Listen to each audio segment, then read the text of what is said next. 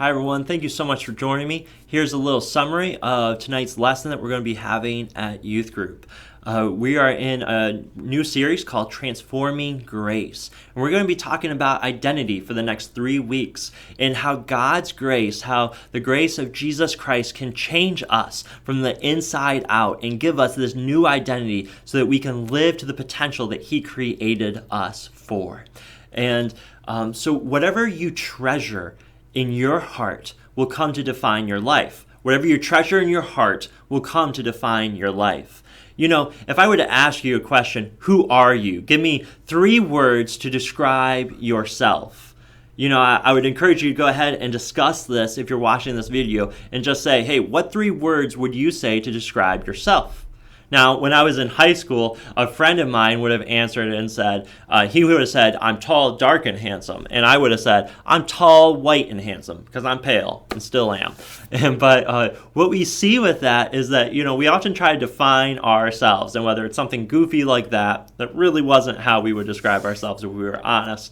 But we often try to define ourselves, describe ourselves based on a couple things, either on our feelings and our desires, what we want to pursue and what we are striving after in our life. Often we try to satisfy our heart, the longing of our hearts, and we pursue things to satisfy ourselves. But those things end up coming to define us. And because we treasure these things or are pursuing them, they come to define our life.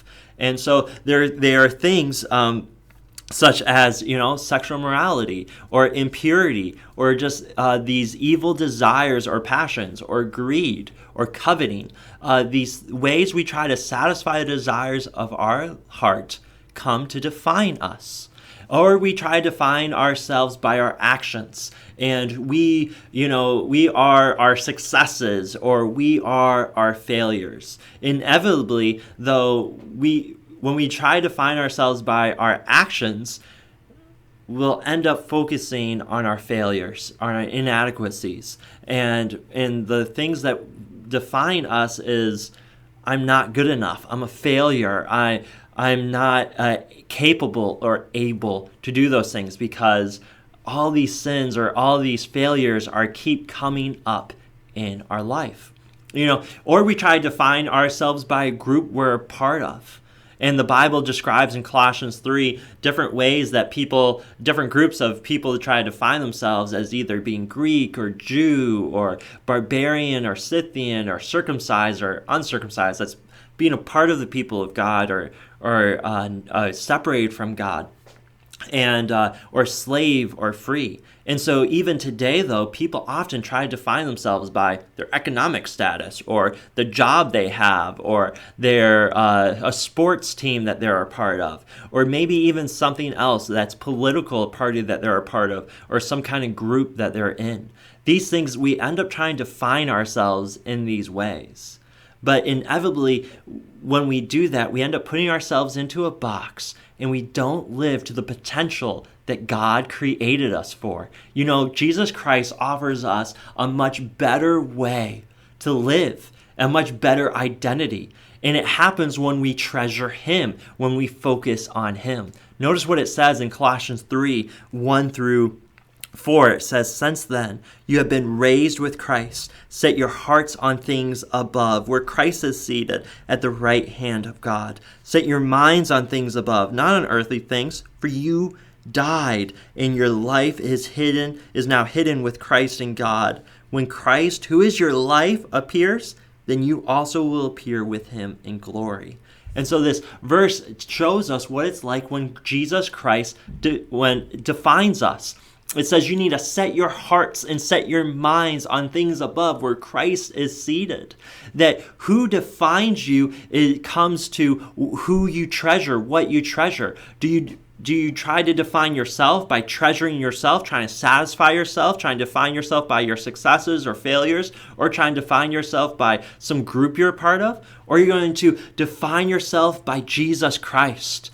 That He is the one who died for my sins, who rose again victorious, who is alive, and who will come again. When Jesus defines us, we seek him. We set our minds on him. We focus on him.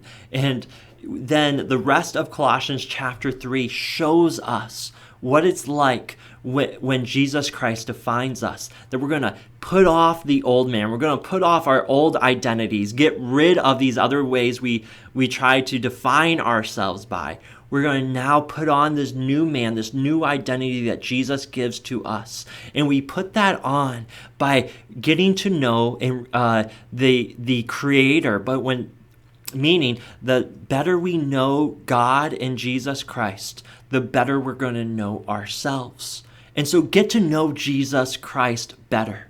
You know, Peter is a great example of this.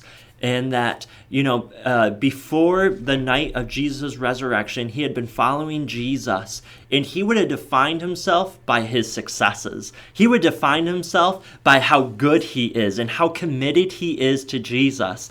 Jesus held a Passover meal the night before he was to be crucified, and he told Peter, "You're going to deny me 3 times." And Peter says, "No, Jesus, I will give my life for you. I will not deny you." See, Peter thought that Jesus was defining him, that he was committed to Jesus and he would give his life to Jesus. But really what was defining him was himself, his own good works, his own effort, his own ability to stay committed to Jesus.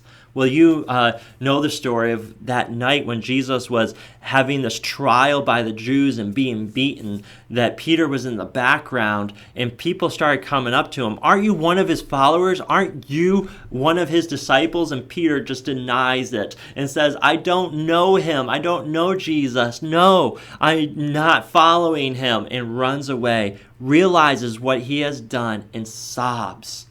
If you would have asked him at that moment, "Peter, who are you?"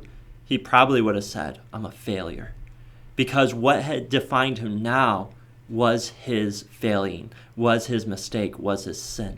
And he thought his life was over. He thought he would have to be a fisherman, and that his job would then define him. But Jesus Christ, after he rose from the dead, after paying for his sins, comes to Peter and restores that relationship. And he asks Peter these questions 3 times. "Peter, do you love me?" And Peter says, "Lord, you know that I love you. You know all things." And so Jesus then says, "Feed my sheep." And he tells him, "Follow me." Peter, focus on me. Follow me. Pursue me. Let me define you. Let what I just did define you. Your failings or your successes don't define you. You don't define yourself. Let me define you. And Peter ended up being defined by Jesus Christ by pursuing him.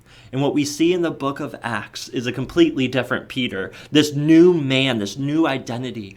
And he is one who is bold and courageous, who is standing before people, proclaiming the name of Jesus Christ and salvation that comes through him alone. And Jesus Christ defined his life. Peter wrote a letter, and this is what he said about our identity when Christ defines us. He says, "But you are a chosen people, a royal priesthood, a holy nation, a people belonging to God, that you may declare the praises of him who called you out of darkness into his wonderful light. Once you were not a people, but now you are a people of God. Once you had not received mercy, but now you have received mercy of God." Came from 1 Peter 2, 9 through 11. And that is who you are, royal priesthood, people of God, chosen for him to declare his praises of what he's done in your life. This is what happens when Jesus Christ comes to define your life. What you treasure most in your heart will come to define your life. Is it Jesus or yourself?